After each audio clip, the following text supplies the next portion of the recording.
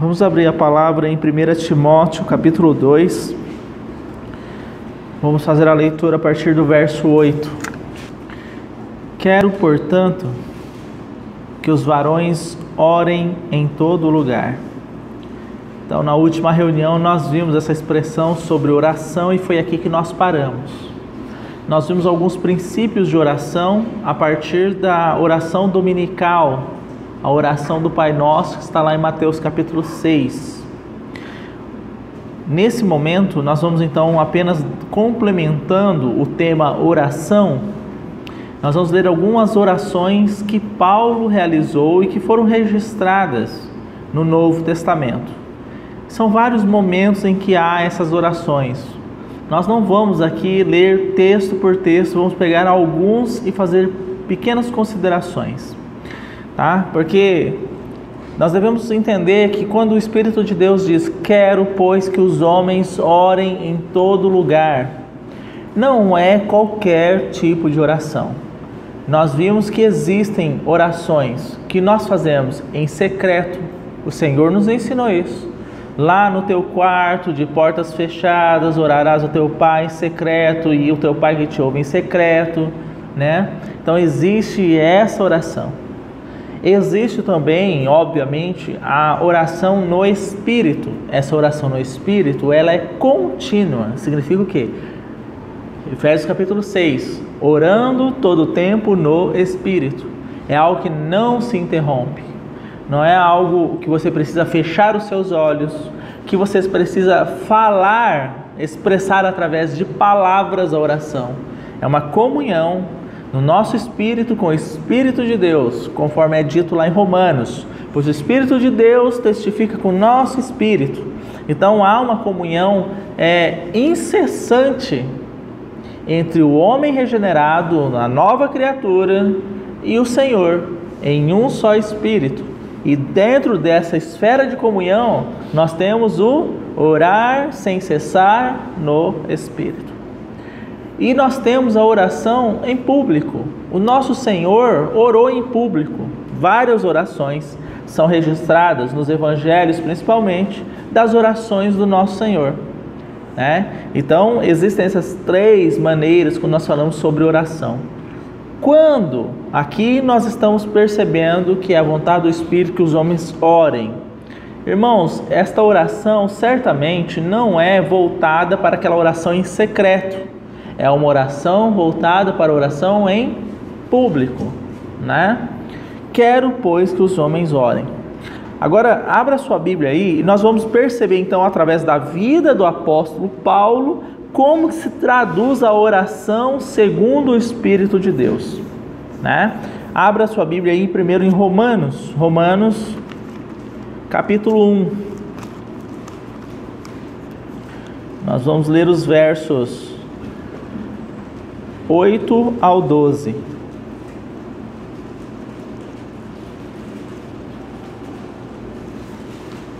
Primeiramente, dou graças ao meu Deus por Jesus Cristo, acerca de vós todos, porque em todo o mundo é anunciada a vossa fé. Porque Deus, a quem sirvo em meu espírito, no Evangelho de seu Filho, e é testemunha de como incessantemente faço menção de vós, pedindo sempre em minhas orações, que em algum tempo, pela vontade de Deus, se me ofereça boa ocasião de ter convosco, porque desejo ver-vos para vos comunicar algum dom espiritual, a fim de que sejais confortados, isto é, para que juntamente convosco eu seja consolado pela fé mútua, tanto vossa como a minha. Então essa primeira oração de Paulo, o que nós podemos perceber? Ele faz menção, e primeiro ele agradece, uma oração com ações de graças pela vida da igreja dos irmãos em Roma. Percebe? E ele suplica ao Senhor que o Senhor dê a ele a oportunidade de estar com aquela igreja, para com eles repartir dons. Então nós precisamos entender que esta oração é no sentido de agradecimento e menção da igreja, do progresso em fé dela e da possibilidade de estar junto com eles para que eles sejam ainda mais edificados. Então, para resumir mais ainda, progresso na fé da igreja e edificação mútua era o objeto da oração de Paulo pelos irmãos romanos, né? Vamos mais um pouco aí. 1 Coríntios, capítulo 1, do verso 4 ao verso 9.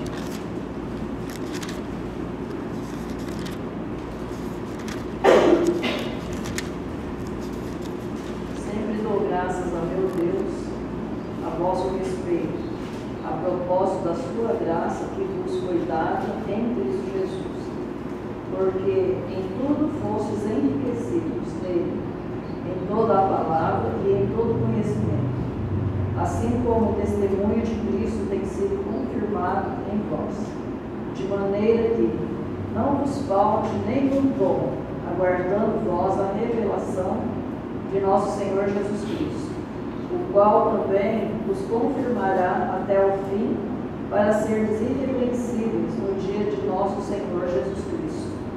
Fiel é Deus, pelo qual fostes chamados à comunhão de seu Filho Jesus Cristo, nosso Senhor.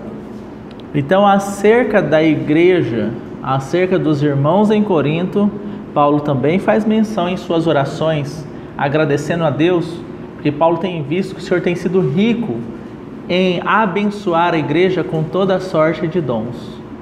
E aqui dentro desse contexto, não sei se os irmãos perceberam, mas Paulo fala assim, que esse mesmo Senhor que tem sido rico em derramar dons sobre a igreja em Corinto, confirmará, né, a fé desses irmãos até o dia da volta do Senhor. Então, dentro desse contexto aqui, fala da vinda do Senhor.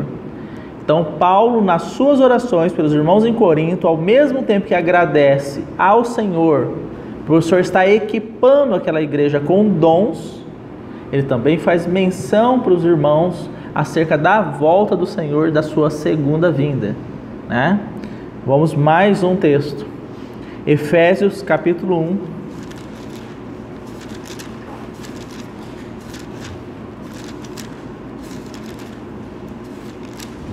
Nós vamos ler os versos 15 ao 20.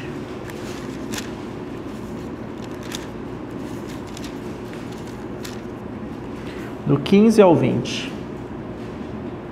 Por isso também eu, tendo ouvido a fé que há entre vós, do Senhor Jesus, e o amor para com todos os santos, não cesso de dar graça por vós, fazendo menção de vós nas minhas orações, para que o Deus do nosso Senhor Jesus Cristo, o Pai da glória, vos conceda espírito de sabedoria e de revelação no pleno conhecimento dele, iluminando os olhos do vosso coração, para saberes qual é a esperança do seu chamamento, qual a riqueza da glória da sua herança nos santos, o qual é a suprema grandeza do seu poder para com os que creem, segundo a eficácia da força do seu poder, o qual exerceu em Cristo, ressuscitando dentre os mortos e fazendo-o assentar-se à sua direita nos lugares celestiais.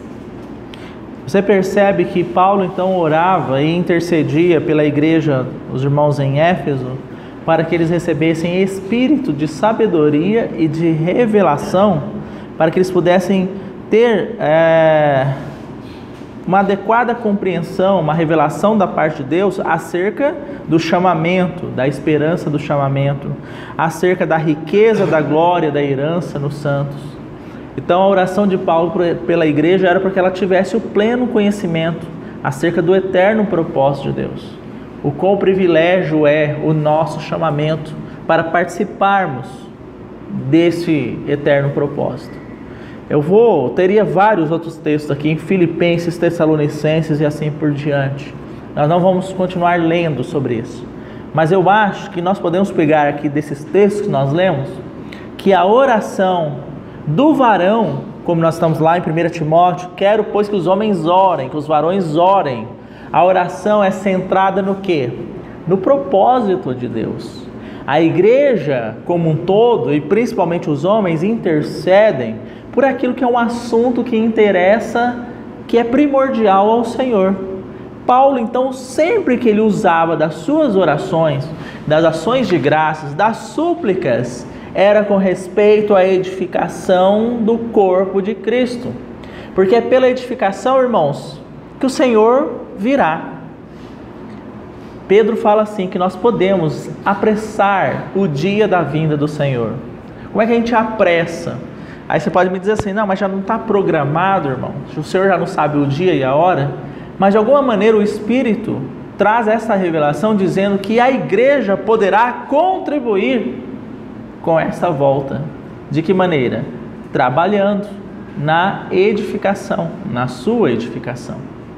Então, assim, quando a igreja se reúne, só para terminar, muitas vezes nós gastamos muito tempo orando pelo quê?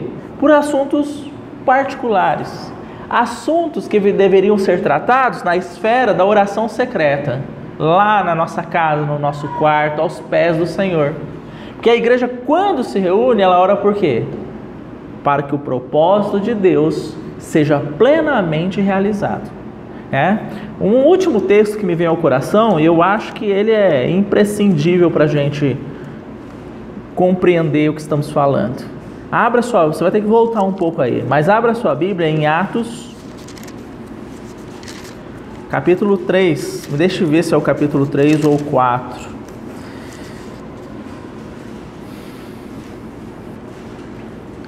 É o capítulo 4.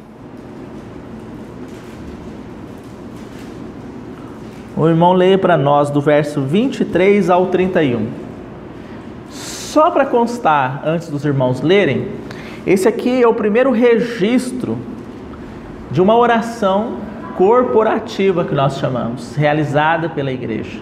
Não é que foi a primeira oração da igreja, mas é o primeiro registro. E como um primeiro registro, ele traz princípios de oração, nos ensinando como nós devemos orar nessa esfera corporativa, tá? Então, irmão, leia aí do verso 23 ao 31. Uma vez soltos, procuraram os irmãos e lhes contaram quantas coisas lhes haviam dito os principais sacerdotes e os anciãos.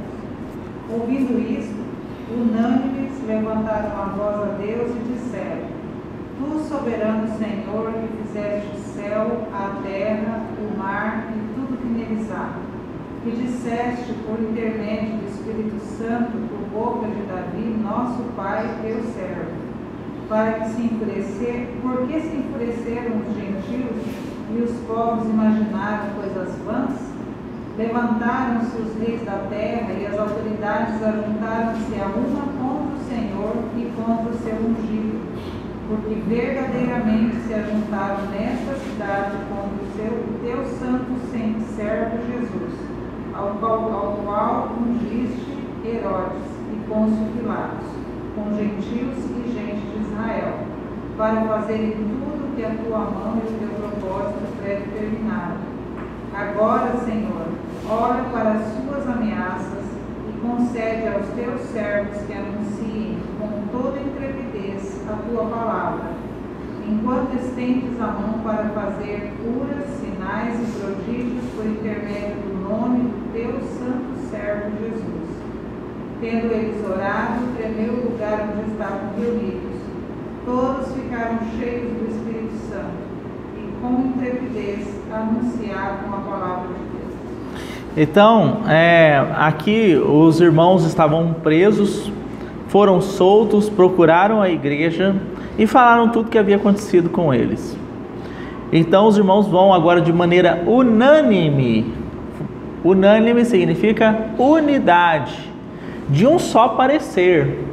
A igreja então, com um só parecer, levanta a sua voz para falar a Deus. Aí eu fico pensando, irmãos, nós temos que contextualizar. Você acha que nesse tempo, por exemplo, os irmãos não tinham preocupação com seus filhos? Ou o filho dá trabalho só no último século? Não.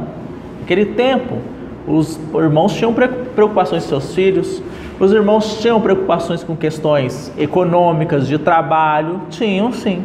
Os irmãos tinham doença no meio deles, né? Parente ficava doente, né? Haviam cobranças em casa? Eu também imagino que sim, da esposa por parte do marido.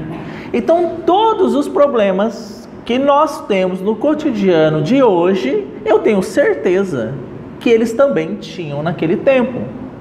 Só que você vê aqui na oração corporativa, os irmãos levantando a voz para dizer assim: Senhor, abençoa aquele irmão para que ele consiga um emprego, aquela irmã para que ela melhore de saúde, aquele filho para que ele seja mais obediente ao pai.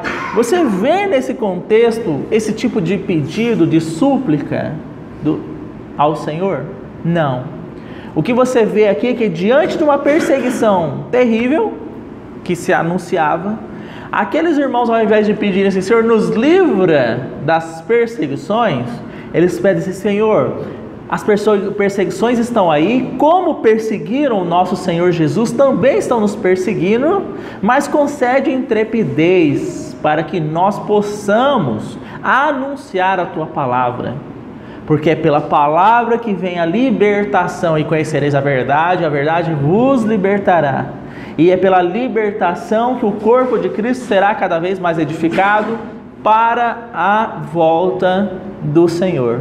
Então, o princípio de oração corporativa que a Bíblia nos ensina é esse. Nós nos reunimos, irmãos.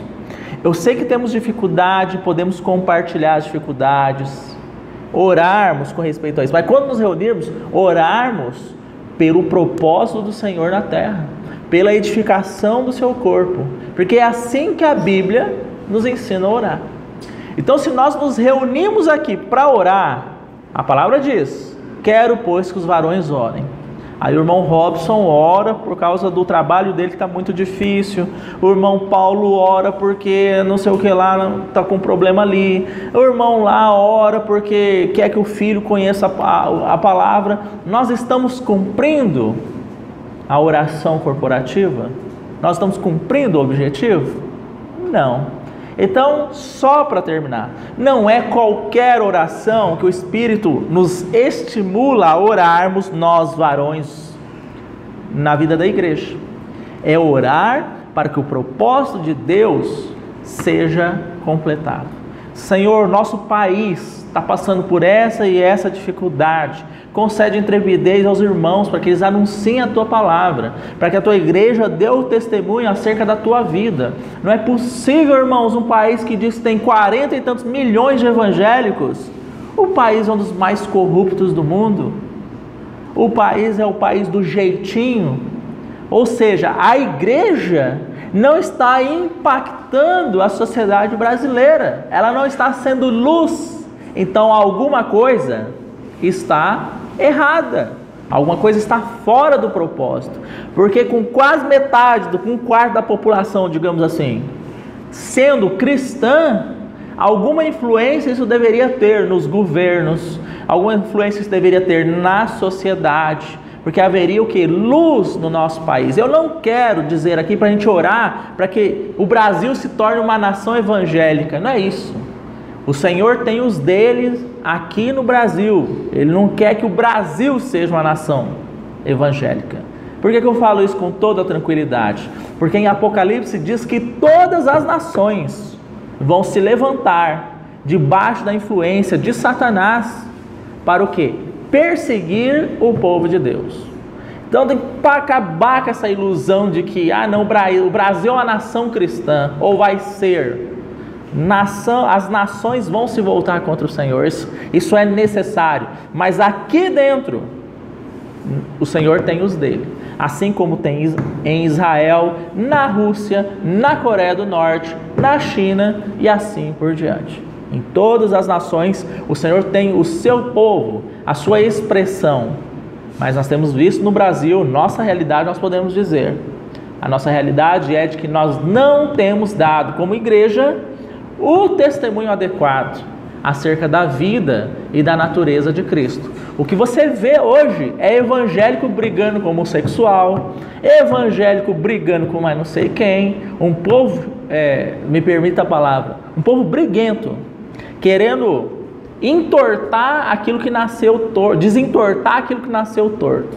Mas a palavra diz assim: não se pode colocar um remendo novo numa roupa velha, E nem vinho novo em odre velho. Você não tem como consertar o velho. O velho tem que ser destruído, para que venha então o novo. Então, o evangélico muito preocupado em colocar remendo novo em roupa velha. Essa é uma luta que já está perdida, que não é o propósito do Senhor. O propósito do Senhor é que a sua nação, a sua igreja dê testemunhos de tal forma que as pessoas falam, aí tem uma coisa de diferente. Você quer ver isso, irmãos? Você vai na experiência da igreja em Antioquia, em Atos. 2 igrejas são expressivas no livro de Atos, você pode estudar isso. A igreja em Jerusalém, onde tudo começou, e a igreja em Antioquia. A igreja em Jerusalém, a base era o quê? Dos judeus que foram convertidos ao Senhor. Mas em Antioquia, a base era o quê? Dos gentios que creram no Senhor. Você sabe onde surgiu o nome cristão pela primeira vez?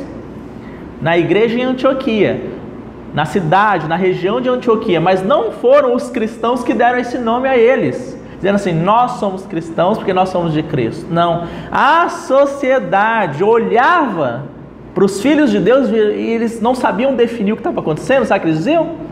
Esse povo aí parece com Cristo, então são cristãos. Então, por ver a vida desse povo resplandecendo a luz de Deus, eles não tinham como definir isso, eles passaram a achar, é cristão, porque é igual Cristo, igual Jesus. Então é isso que o Senhor espera do seu povo, que resplandeça e que a sociedade seja o quê? Impactada com esse testemunho, né? Então, penso que não podemos mais avançar sobre esse tema, embora ele seja muito rico. Penso que da parte do Senhor, o que Ele espera dos varões é isto: que esses varões orem em todo lugar, mas orem segundo o seu propósito, segundo a sua vida e a sua natureza. E aqui está a oração corporativa, pelos interesses do Senhor, não pelos nossos interesses. Amém? Então vamos retomar lá, avançar na leitura de Timóteo. Verso 8 ainda. Capítulo 2, verso 8.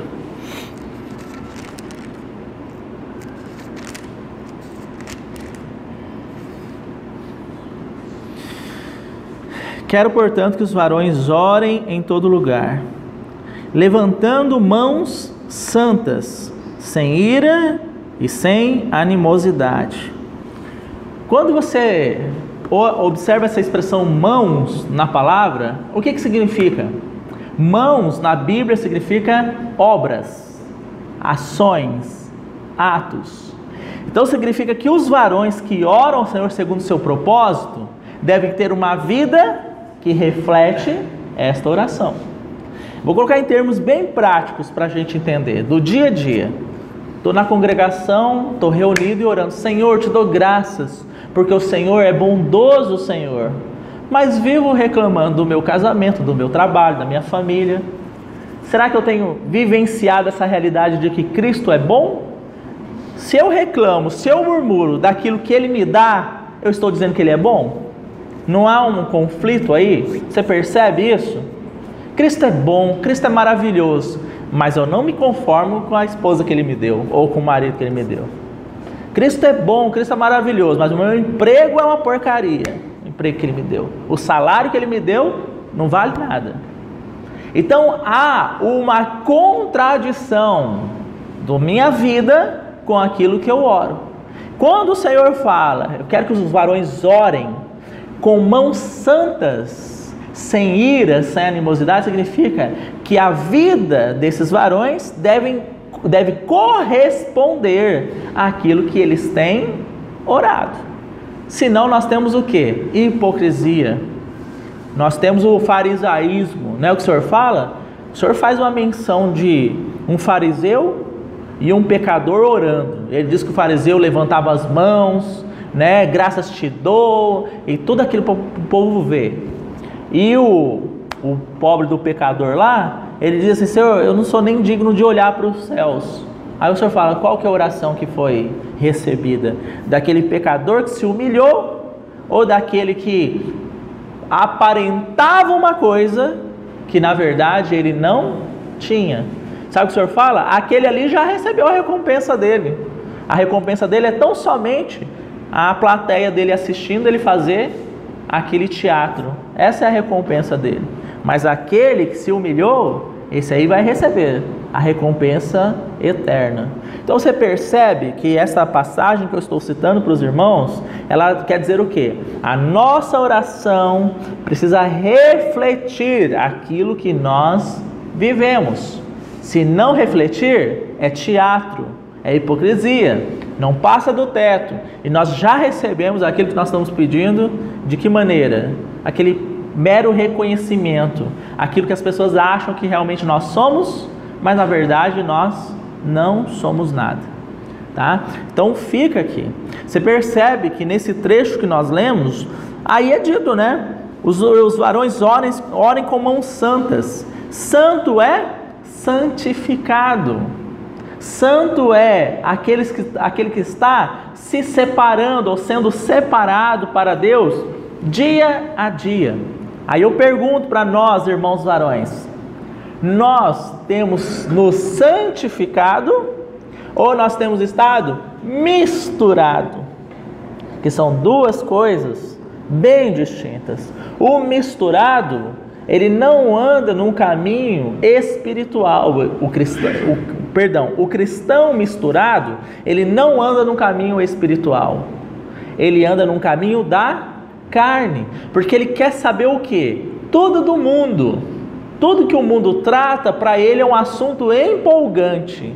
Mas tudo aquilo que é assunto do Senhor, para ele é algo tedioso, pesado, chato, difícil. Você percebe? Então, mãos santas, um homem que se santifica ao Senhor, que está separado. A esses, a palavra diz nos Salmos, que Deus revela os seus segredos aos seus companheiros, aqueles que o temem. É para esses que ele revela o seu propósito, revela a sua vontade. Não foi assim com Abraão? Abraão lá numa região distante, para quem que Deus fala que vai destruir Sodoma e Gomorra? É para Ló, que está lá misturado? Que era o maior interessado em saber que a cidade ia ser destruída? Não, para Abraão, que estava separado. Abraão, vou levar juízo a Sodoma e Gomorra. Então o Senhor revela o seu propósito para aqueles que estão separados e não misturados. Irmão, você se lembra qual é o significado da palavra igreja? O significado da palavra igreja no grego, no original, é a assembleia dos chamados para fora. Significa isso? É a congregação daqueles que foram separados. Esse é o propósito do Senhor. Então, mãos santas, sem ira nem animosidade. Quando a gente usa a palavra ira, animosidade, a gente está falando o quê? De uma expressão de vivência da alma, de pessoas que são guiadas pelas emoções, animosidade, ira, e não são guiadas pelo Espírito. Então tem um texto da palavra, Hebreus capítulo 4, diz assim, que a palavra de Deus é como uma adaga que penetra ao mais íntimo do nosso ser. E ela faz o quê? Ela divide, ela separa o que é espiritual, espírito de alma. O que é almático, o que é dos nossos sentidos, das nossas emoções naturais. Então o varão que ora, ele ora refletindo uma vida de santificação. Ele ora refletindo uma vida de alguém que caminha espiritualmente, não pela carne. Porque é muito fácil, irmãos, e eu vou parar aqui e vou avançar para o próximo verso. Mas é muito fácil você falar, chegar numa reunião, está todo mundo esperando que você ore, então você ora. Ah, Senhor, obrigado por tudo. Mas o difícil é a sua vida corresponder àquilo que você tem orado. Porque aí precisa de negar a si mesmo para seguir o Senhor, tomar a sua cruz dia a dia e ser um companheiro do Senhor. Aí a coisa é difícil.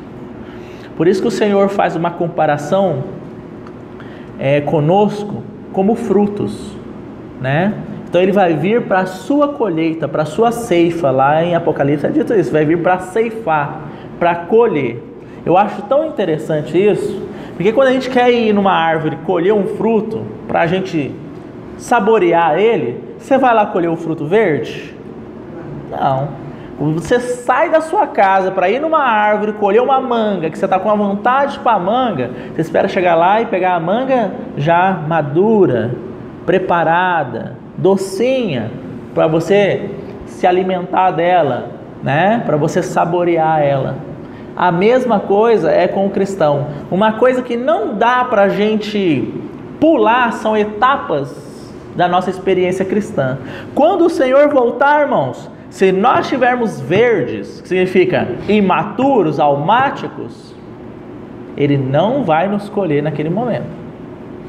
Vai precisar ficar ainda mais um pouco, sujeito ao tempo, para poder amadurecer.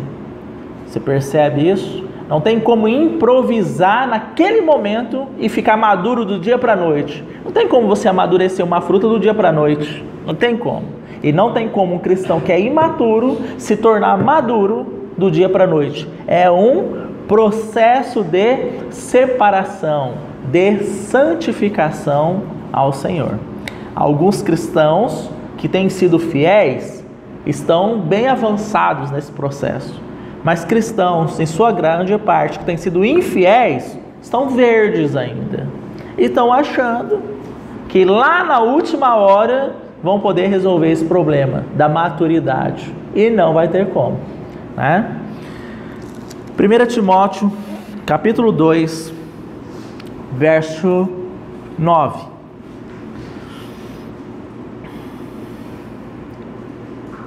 Do mesmo modo que as mulheres se ataviem com traje decoroso, com modéstia e sobriedade, não com tranças ou com ouro, ou pérolas, ou vestidos custosos.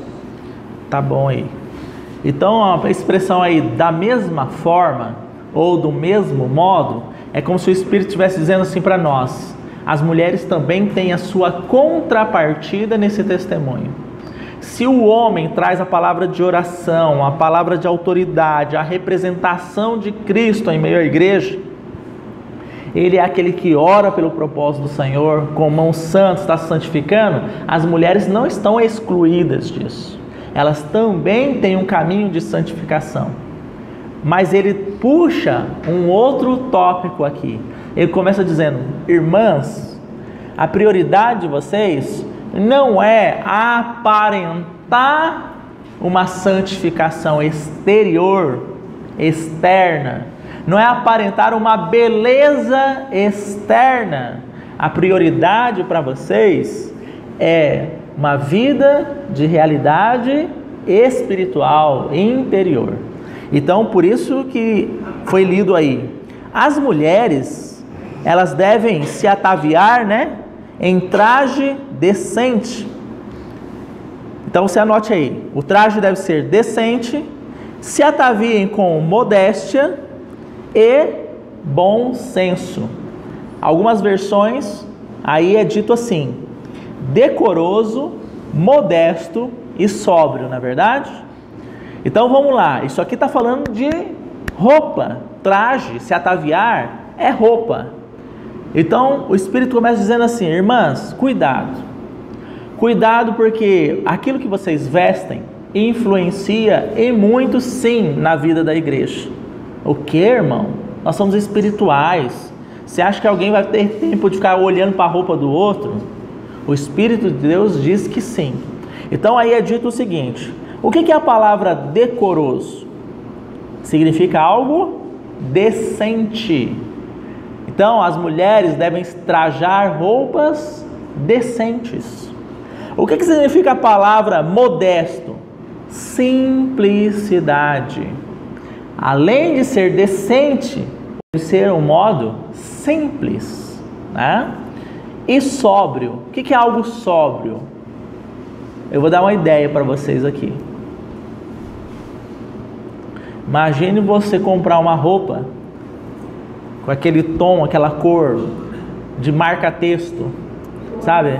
Fluorescente, aquele negócio que destaca no meio da multidão, né? Quando a palavra diz assim, sóbrio, algo que não é espalhafatoso, significa o quê? Não se preocupe em trajar roupas que te destacam no meio da multidão.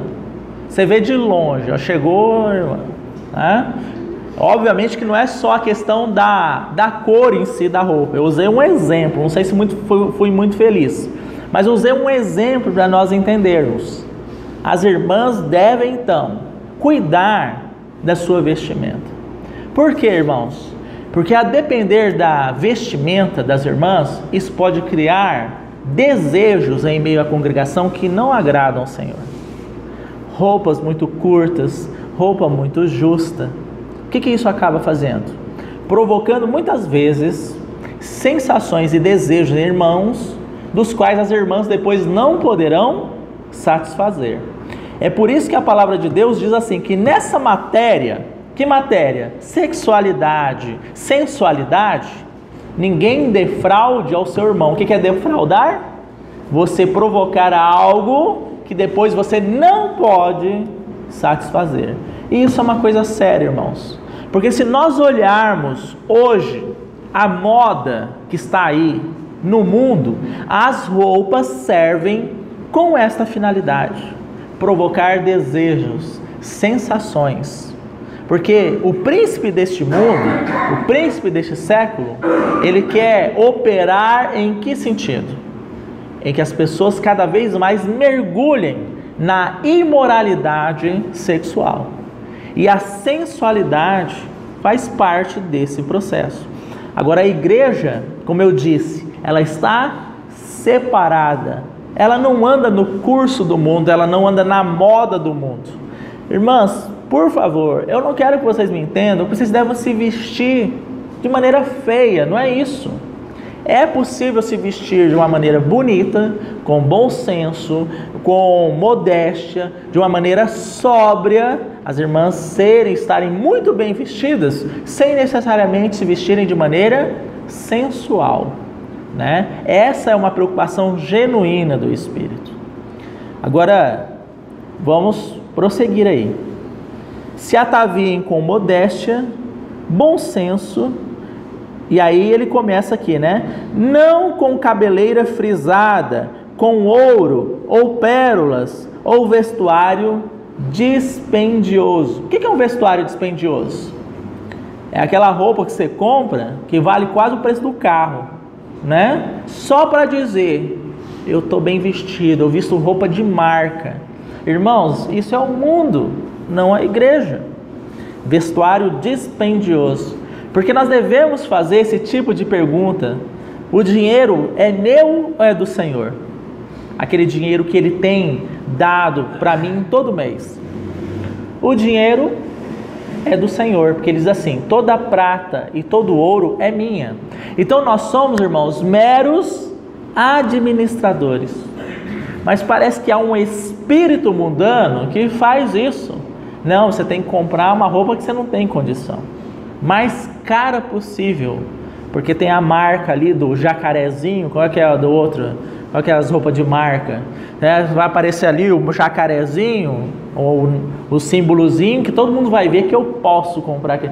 Então, irmãos, são situações que não tem nada da natureza do Senhor. Essas motivações são em virtude do quê? Do ego, né? Da nossa alma, segundo o nosso homem natural. Tá? Então, assim, o dinheiro poderia muito bem estar sendo investido em outra coisa muito mais importante, mas acaba não sobrando. Eu me lembro, conheci uma pessoa que ela trabalhava numa loja de roupa, uma moça. Quando chegava no final do mês, que ela ia receber o salário dela, ela não tinha salário. Por quê? Porque ela tinha comprado durante o mês todo o salário dela de roupa e estava devendo. E não é assim, irmãs?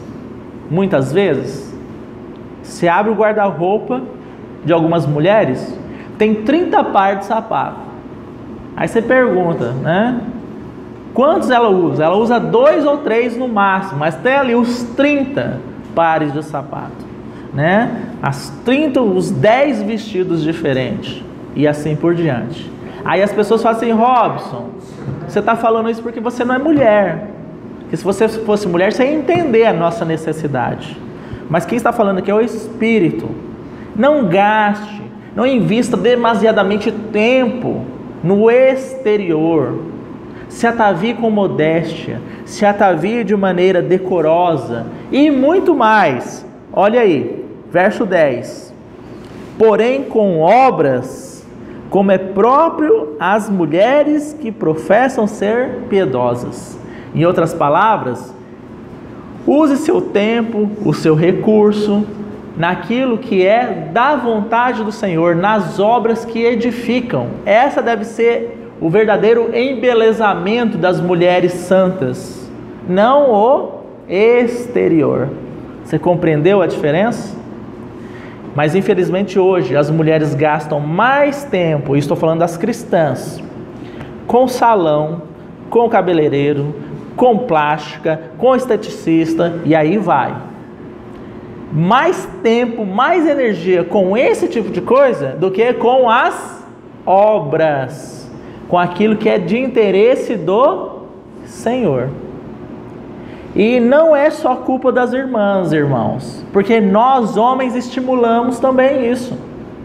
Nós estimulamos as nossas mulheres, nós estimulamos as nossas filhas a prosseguirem esse caminho, né? Tem que estar bonita, tem que estar top, tem que estar tudo alinhado, porque senão, e aí a gente, em vez de estimular obras, santificação, vida de piedade, a gente dá ênfase para esse tipo de coisa. Então a culpa não é só das irmãs, mas a culpa também é dos irmãos, que de alguma maneira estimulam isso. Agora, para concluir essa parte, eu gostaria de encerrar dizendo o seguinte: cuidado com os extremos, porque muitas vezes a gente ouve isso, beleza, agora não preciso mais cortar o cabelo, não preciso mais comprar uma roupa, não preciso mais tomar banho, né? Porque o importante é o interior, não é o exterior. Aí, né, parece aquele monstro das cavernas. Então, irmãos, tem que tomar cuidado com os extremos. O Espírito não está excluindo, o Espírito está falando qual é a sua prioridade. O mundo prioriza o externo, o exterior, mas Cristo, no aspecto relativo à mulher, ele prioriza o interior. E olha que bonito, à medida que temos comunhão, as irmãs têm comunhão com o Senhor, têm trilhado esse caminho de piedade, se preocupado realmente de serem adornadas espiritualmente, o Senhor vai conduzir no aspecto exterior, de se vestir adequadamente, de cuidarem sim do seu aspecto físico, estarem bonitas para os seus maridos, né? Porque isso também faz parte, não é a prioridade, mas também faz parte, e tudo estará na sua devida ordem, no seu devido lugar, sem extremismos, sem atropelar, colocar carroça na frente dos bois e assim por diante. Então essa é a palavra do Senhor às irmãs, né? Qual tem sido a sua prioridade nesse aspecto? Vocês lembram lá em Apocalipse? Em Apocalipse é dito assim, que a igreja, e a igreja, a mulher é uma figura da igreja, a igreja ataviou-se a si mesma, e o vestido dela era um vestido de linho finíssimo, e ali o Espírito de Deus vai traduzir para nós o que representa aquela imagem daquela mulher linda, com um vestido de linho finíssimo. Diz assim: o linho finíssimo consiste no ato de justiça praticado pelos santos. Você percebe que o que adorna a igreja são o quê? As obras. O que adorna a igreja é o quê? A realidade espiritual. E aí o Senhor está trazendo isso para as irmãs. Irmãs, preocupem-se com isso, porque a volta do Senhor é próxima. Mas não percam também o aspecto, né, de se cuidarem também, porque o corpo é um templo do Espírito de Deus. Tá? Então não vão ficar parecendo aí bichinho das cavernas, não. Não é isso que o Senhor está dizendo. Vamos continuar. Verso 11. A mulher aprenda em silêncio com toda a submissão. Como eu disse inicialmente, no reunir do povo de Deus, é o homem que traz a palavra da expressão da autoridade de Cristo, não é a mulher. Porque o homem, ele é uma figura de Cristo e ele é encabeçado por Cristo. Cristo, cabeça do homem, o homem, o cabeça da mulher. Então, tem tido muita confusão nesse aspecto. Quando a gente se depara com esse tipo de texto, é um absurdo. Porque nós vivemos hoje num mundo que fala sobre o empoderamento feminino, que diz assim: não existe diferença de função em nenhuma área no mundo entre homens e mulheres. O que o homem faz, a mulher tem o direito também de poder fazer. Se o homem preside uma empresa, a mulher preside a empresa, também pode. Se o homem atua nesse ou aquele esporte, por que não a mulher também não pode fazer? A mulher não pode ser desprestigiada. A mulher também pode liderar, ela tem essa capacidade. Esse é o discurso do mundo. Mas nós não pertencemos ao mundo. E na vida da igreja o Senhor estabeleceu ordem. Quando é dito aqui, a mulher deve aprender em silêncio, significa que no reunir da igreja, a palavra de autoridade que é ensinada, a palavra de governo é trazida pelos homens e a mulher aprende. E os homens também, obviamente. Eu não sei se os irmãos já ouviram falar de uma expressão chamada mansplaining. É uma expressão em inglês. Essa é uma expressão em inglês. Essa expressão em inglês chamada mansplaining, que está na moda aí, em razão do empoderamento feminino, significa assim: a mulher não pode ficar calada quando o homem quer ensinar algo que ela já sabe. Isso é machismo. Vou resumir aqui. Digamos que a irmã Patrícia conheça a marca do meu aparelho celular e as funcionalidades dele. Aí eu chego para a Patrícia, digo assim: a Patrícia está falando sobre o celular, o meu celular. Aí eu chego para a Patrícia e falo: sim, Patrícia, mas esse celular é assim, assim, assim assado. Isso é mansplaining. O homem está querendo ensinar uma coisa que a mulher já sabe. Isso é um absurdo. Isso é querer atropelar ela, é ignorar a expressão de conhecimento dela. Isso é o que está no mundo agora. Eu vou passar um vídeo aqui no final da reunião, se der tempo. Se não der tempo nessa reunião, na outra eu passo. Sobre uma discussão sobre o chamado mansplaining. Agora, irmãos, por que eu estou abordando isso? Porque olha como que isso é pernicioso e quase que de maneira muito assim imperceptível vai entrar na igreja, se já não está entrando. Imagina então que a irmã Patrícia tem um conhecimento bíblico maior do que o meu. Aí eu, que sou o varão, quero ensinar a irmã Patrícia sobre a palavra. Para o mundo isso seria o quê? Um absurdo. Como é que eu estou querendo ensinar a Patrícia sobre a palavra? Ela sabe. Isso é machismo. É achar que a mulher é burra, não é capaz de aprender sozinha. Isso é mansplaining. E o que é o Espírito de Deus que conhece o passado, o presente e o futuro? E ele sabia que chegaríamos nessa época. O que ele está dizendo? Mulheres, aprendam em silêncio. Eu estabeleci a palavra de autoridade para os homens. Vocês têm o privilégio da função que eu tenho para vocês no corpo como a representação da igreja. Mas são os varões que são a representação de Cristo. E se nós alterarmos esta ordem, o que significa? É como se a igreja estivesse querendo prevalecer sobre Cristo. É a mesma coisa que um eclipse, porque a palavra diz que o nosso Senhor é o sol da justiça. E diz também que a igreja tem como a lua a sua figura, a sua tipologia. Quando a lua, que é uma figura da igreja, atravessa na frente do sol, o que nós temos sobre a face da terra? Nós temos trevas sobre a face da terra. Você percebe? Então, quando a mulher, que é uma figura da igreja, atravessa na frente do homem, nós temos o quê? trevas, porque Deus não estabeleceu esta ordem. E quando a ordem de Deus não é respeitada, não é obedecida, nós temos o quê? Carne, morte, pecado. Nós não temos vida, edificação e luz, que é o contrário. Entenda, para o mundo isso é um absurdo, irmãos. Lê isso aqui, nós chegarmos no local público, e hoje, cada dia mais somos desafiados a lermos assim: a mulher aprenda em silêncio com toda a submissão. Isso é um absurdo maior do mundo, né? Mas é tão estranho que esse discurso feminista, ele é tão contraditório, porque ataca a palavra. O discurso feminista ataca a palavra de Deus. Falar assim, mulher ser submissa ao marido, as feministas abominam isso.